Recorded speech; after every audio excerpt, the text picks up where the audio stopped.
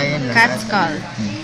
So, external nares, then orbit, temporal fossa, then ang post-orbital process ay ito, Yan. Dalawa. Tama. dalawa.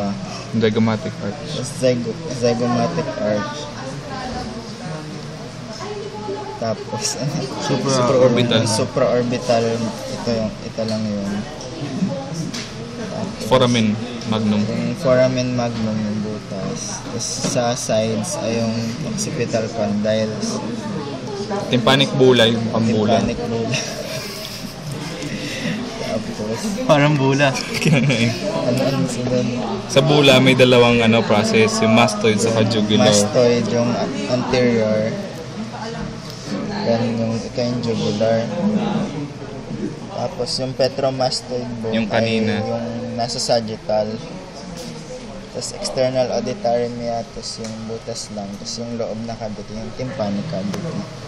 Then yung superior nuchal line ay simula dito sa isang tympanic bula hanggang sa Kabilang bula. Tapos yung Bula to bula. external occipital protuberance ay itong nasa gitna ng superior nuchal line. Sunod mo yung nasals frontal. Tapos yung dermal bones Of the roof of the skull. So yung nasals, frontals, tapos parietals. Sa gitna ng parietals, sa may posterior part ng skull ay may triangular shape na bone. Yun yung interparietal.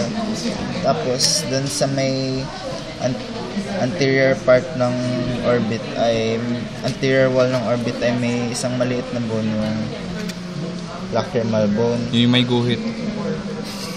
Ito yung lacrimal bone. Tapos yung butas na yun, yung lacrimal duct. Yun lang.